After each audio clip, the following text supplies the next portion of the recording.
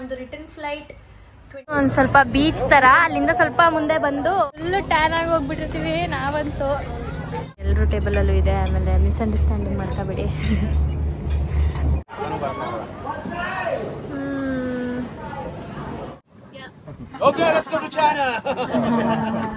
ನೀವು ಫೋಟೋ ವಿಡಿಯೋಗಳಲ್ಲೆಲ್ಲ ನೋಡಿರ್ತೀರಾ ಈ ಒಂದು ಕೇವ್ನ, ಈ ಒಂದು ಪಾತ್ನ. So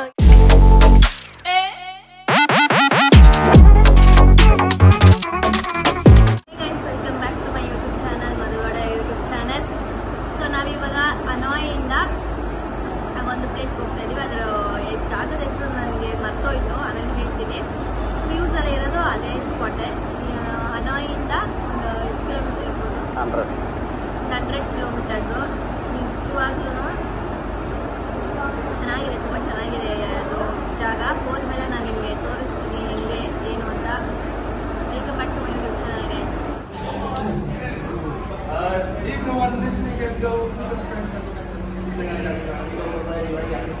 So you see here, this is only place that was built for 19 years ago. Today we are going to this place we go to the central Mumbai. ಏನಿದು? ಅದೇ ಅದು ಮುತ್ತು ಇದು ಬರುತ್ತಲ್ಲ. ಓಕೆ, ಇದು ಒಳಗಡೆ ಮುತ್ತಿರುತ್ತಲ್ಲ, ಇದೆಲ್ಲ ಒರಿಜಿನಲ್ಲಾ? ಒರಿಜಿನಲ್ಲಾ? ಒರಿಜಿನಲ್ ಇಲ್ಲ.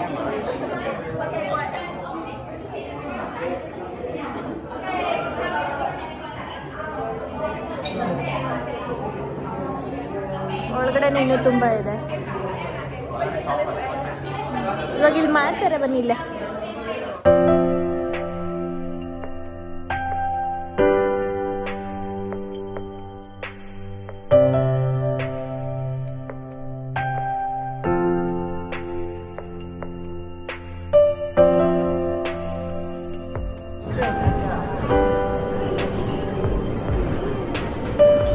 ನಮ್ಮೂರಿನ ರೇಷ್ಮೆ ಎಲ್ಲ ತಂದ್ಬಿಟ್ಟು ಇಲ್ಲಿ ಇಟ್ಬಿಟ್ಟವ್ರು, ರೇಷ್ಮೆ ಗೂಡನ್ನ.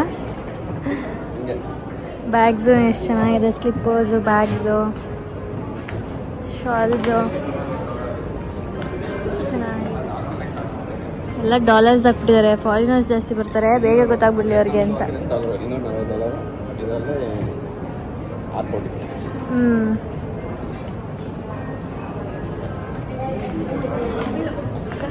ಅಟ್ಲೀಸ್ಟ್ ಸ್ನ್ಯಾಕ್ಸ್ ತಿನ್ನೋಣ ಅಂತ ಹೋದ್ರೆ ಅದ್ರ ಮೇಲೆ ಏನೇನೋ ಈ ಥರ ಎಲ್ಲ ಹಾಕಿರ್ತಾರ, ಭಯನೇ ಆಗ್ಬಿಡುತ್ತೆ ನಮ್ಗೆ. ಇಲ್ಲಿ ನೋಡಿ, ಇದು ಪೊಟ್ಯಾಟೊ, ಇದು ಕ್ರ್ಯಾಬ್, ಹೇಳಕ್ಕಾಗಲ್ಲ. ನೋಡಿ,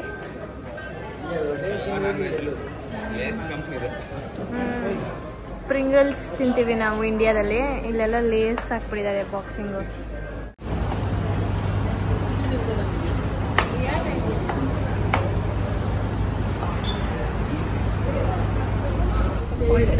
ಲಿಮೋಸಿ ಅಂತಾರೆ.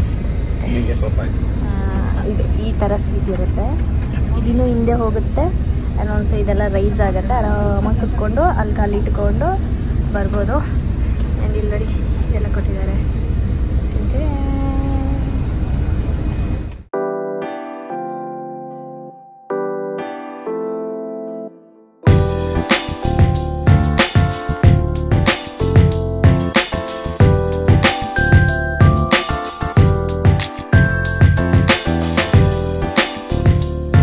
ನಾವೀಗ ಹಲಾಂಗ್ ಬೇಗ್ ಬಂದು ತಲುಪಿದ್ದೀವಿ. ಇದು ನಾನು ಹೇಳ್ತಿದ್ದು ಲುಮೋಸಿ ಅಂತ ಕರೀತಾರೆ. ಆ್ಯಂಡ್ ಬಸ್ಸಸ್ಸು ಇದೆ, ಎರಡೂ ಇದೆ.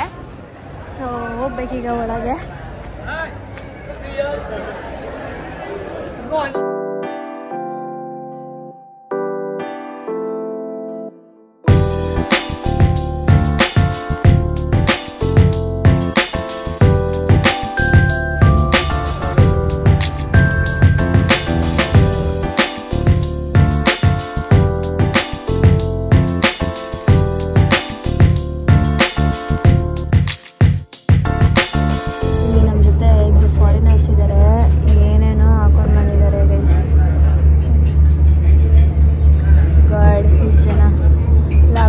ಸ್ವಲ್ಪ ಜನ ಕಡಿಮೆ ಆಗಲಿ ಅಂತ ನಾನು ವೆಯ್ಟ್ ಮಾಡ್ತಾ ಇದ್ದೀನಿ. ಆಮೇಲೆ ಆರಾಮಾಗಿ ಹೋಗಿ ನೋಡ್ಬಿಟ್ಟು ಹಾಕೊಂಡು ಬರ್ಬೋದು ಅಂತ.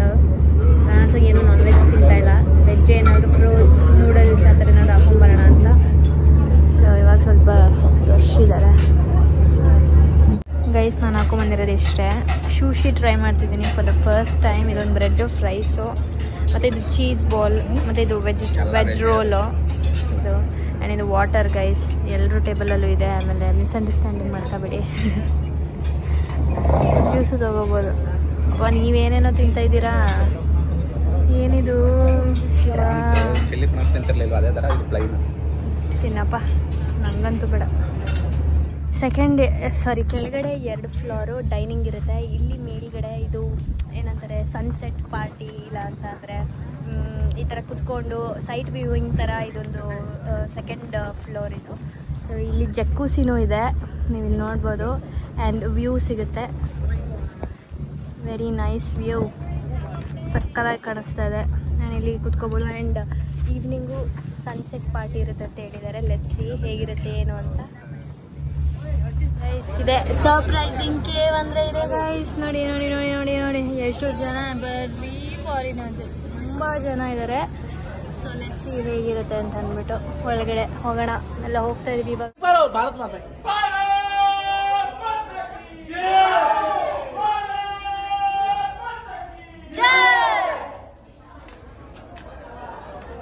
ಗೈಸ್ ಇದೆ ನೋಡಿ, ನೀವು ಇಂಡಿಯಾದಲ್ಲೇ ಕುತ್ಕೊಂಡು ನನ್ನ ಬ್ಲಾಗ್ ಮುಖಾಂತರ ಸರ್ಪ್ರೈಸಿಂಗ್ ಕೇವ್ ನೋಡ್ಬೋದು.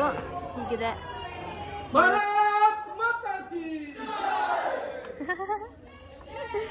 ಇಷ್ಟೇ ಗೈಸ್. ಅಲ್ಲಿ ಕೆಳಗೆ ಇಳಿದು ಮೇಲೆ ಹತ್ತೋದ್ರೆ ಮುಗೀತು, ಸರ್ಪ್ರೈಸಿಂಗ್ ಕೇವ್ ಇದೇನೆ.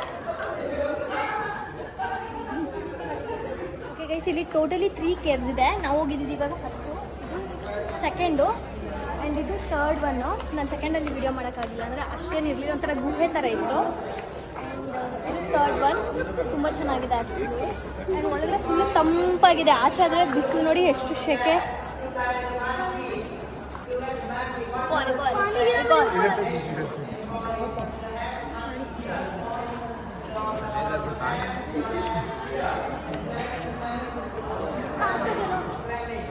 ಮೇ ಬಿ ನೀವು ಫೋಟೋ ವಿಡಿಯೋಗಳಲ್ಲೆಲ್ಲ ನೋಡಿರ್ತೀರ ಈ ಒಂದು ಕೇವ್ನ, ಈ ಒಂದು ಪಾತ್ನ.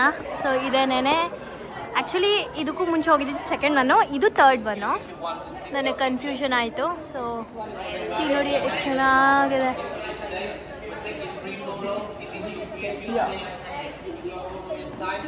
You see the couple in here, Noah?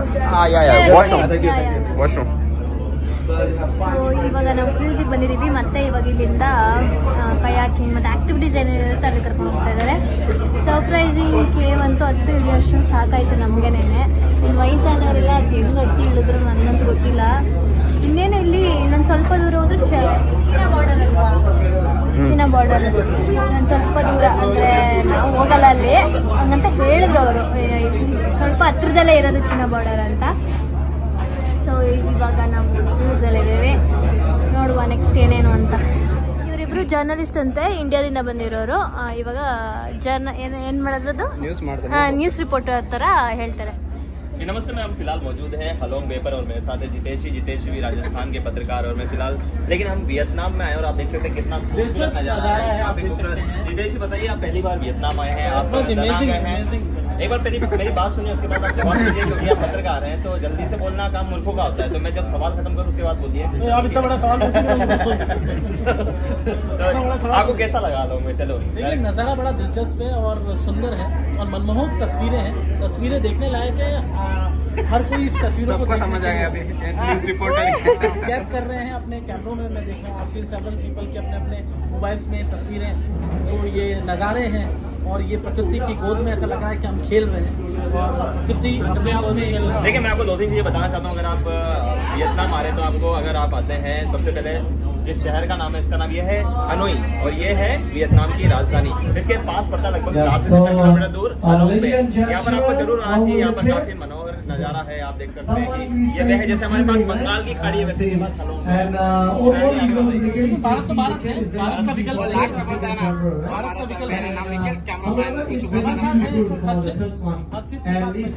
और हमारे साथ कैमरामैन, आपका बहुत बहुत धन्यवाद। ಓಕೆ, ಇವಾಗ ನಾವು ಆಕ್ಟಿವಿಟಿ ಪ್ಲೇಸಿಗೆ ಬಂದಿದ್ದೀವಿ. ಅಂದರೆ 2 ಆಕ್ಟಿವಿಟೀಸ್ ಇತ್ತು ಇನ್ಕ್ಲೂಡ್ ಆಗಿದ್ದು, ಇನ್ನೊಂದಕ್ಕೆ ನಾವೇ ಎಕ್ಸ್ಟ್ರಾ ಪೇ ಮಾಡಿದ್ದೀವಿ. ಆಕ್ಟಿವಿಟಿ ಆಡಿಕೊಂಡು 1 hour ಇಲ್ಲ 1.5 hour ಅನಿಸುತ್ತೆ. ಆಮೇಲೆ ಮತ್ತೆ ನಾವು ಕ್ರೂಸಿಗೆ ಹೋಗಬೇಕು.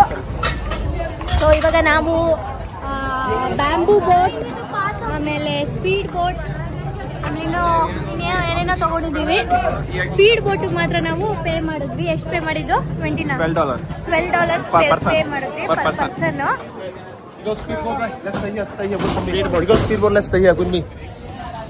ಏನ್ ಸಮಾಚಾರ? ಅದೊಂದು ಫ್ಯಾನ್ ತಗೊಂಡ್ಬಿಟ್ಟು ಮುಖಕ್ಕೆ ಹಿಡಿಯೋದು. ನನ್ನ ಮುಖಕ್ಕೆ ಒಂದು 2 ನಿಮಿಷ, ಅವ್ರ ಮುಖಕ್ಕೆ ಒಂದು 2 ನಿಮಿಷ ಫುಲ್ ಟ್ಯಾನ್ ಆಗಿ ಹೋಗ್ಬಿಟ್ಟಿರ್ತೀವಿ ನಾವಂತೂ. ಅಂದ್ರೆ ಒಂಥರ ಬಿಸಿಲಿದು, ಇಂಡಿಯಾ ತರ ಬಿಸಿಲಲ್ಲ, ತುಂಬಾ ಬಿಸಿಲಿಲ್ಲ, ಬಟ್ ಆದ್ರೆ ತುಂಬಾ ಬಿಸಿಲು ಅನ್ಸುತ್ತೆ ಆ ತರ. ಎಲ್ಲ ಕಂಟ್ರಿಯವರು ಇದಾರೆ ಗೈಸ್ ಇಲ್ಲಿ. ತರ ಖುಷಿ ನೋಡಕ್ಕೆ. ನಮ್ಮ ಇಲ್ಲಿ ಇಲ್ಲ ಅಂದ್ರೂ 1000 ಐಲ್ಯಾಂಡ್ ಇದೆ ಅಂತೆ. ಸೊ ಇದ್ರ ನೇಮು ಹ್ಯೂಮನ್ ಐಲ್ಯಾಂಡ್ ಅಂತೆ. ಯಾಕಂದ್ರೆ ಅದು ಮುಖ ಮನುಷ್ಯರ ತರ ಇದೆಯಲ್ಲ ಹಂಗೆ. ಸೊ ನೋಡಿ ಬಟರ್ಫ್ಲೈ ಅಂತ ಇದು. ಸೊ ಹಂಗೆ ಎಲ್ಲದಕ್ಕೂ ಒಂದೊಂದ್ ತರ ಹೆಸರು. ಅದು 70 ಕಿಲೋಮೀಟರ್ ಚೈನಾ ಬಾರ್ಡರ್.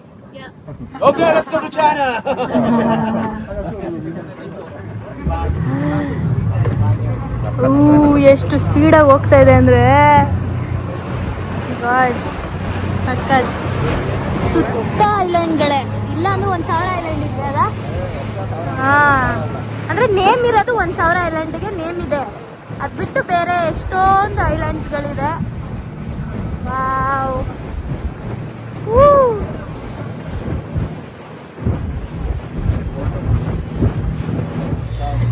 ಇಲ್ಲಿರುವಂತ ಐಲ್ಯಾಂಡ್ಸ್ಗೆಲ್ಲ ಒಂದೊಂದು ತರ ಇದೆ. ಇದು ಹೆವೆನ್ ಗೇಟ್ ತರ ಅಂತೆ ನೋಡಿ. ಇದು ಶ್ಯಾಡೋ ತರ. ಒಂದೊಂದ್ ತರ ಒಂದೊಂದಕ್ಕೆ ಹೆಸರುಗಳನ್ನ ಅವಾಗ ಶಿಪ್ಪರ್ಸ್ ಬರ್ತಿದ್ರಲ್ಲ, ಫಿಶರ್ಮ್ಯಾನ್ಸ್, ಅವ್ರುಗಳು ನೇಮ್ ಕೊಟ್ಟಿರೋವಂಥದ್ದು. ಒಂದೊಂದು ಕೆವಿ ಒಂದೊಂದು ಹೆಸರುಗಳನ್ನ ಕೊಟ್ಟಿದ್ದಾರೆ. ಮೀನ್ ಹಿಡಿಯೋ ಬರ್ತಿದಂತಲ್ಲ ಅವಾಗ ಒಂದು ಎಷ್ಟು ವರ್ಷದ ಹಿಂದೆ, 1000 ವರ್ಷ ಹಿಂದೆ.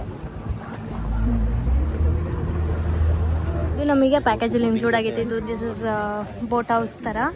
ನಾವೇನು ಇವತ್ತಿಗೆ ಕ್ರೂಸ್ ತೊಗೊಂಡಿದ್ವಿ, ಅದರಲ್ಲಿ ಈ ಒಂದು ಆ್ಯಕ್ಟಿವಿಟಿ ಇನ್ಕ್ಲೂಡ್ ಆಗಿತ್ತು. ನಾವು ಕಯಾಕಿಂಗ್ ಇಲ್ಲ ಅಂತಂದರೆ ಈ ಬೋಟ್ ತೊಗೋಬೋದು. ಬಟ್ ನಾವು ಕಯಾಕಿಂಗ್ ಹೋಗಿಲ್ಲ, ಯಾಕಂದರೆ ನಮ್ಮದು ಬಟ್ಟೆ ಎಲ್ಲ ಒದ್ದೆ ಆಗುತ್ತೆ ಅಂದ್ಬಿಟ್ಟು ನಾವು ಹೋಗಲಿಲ್ಲ. ಇದೇ ಬೋಟ್ ಹೌಸಿಗೆ ಹೋಗ್ತಾ ಇದ್ದೀವಿ. ಮೇ ಬಿ ಇಲ್ಲಿ ಒಳಗಡೆಯಿಂದ ಕರ್ಕೊಂಡು ಹೋಗ್ತಾರೆ ಅನಿಸುತ್ತೆ.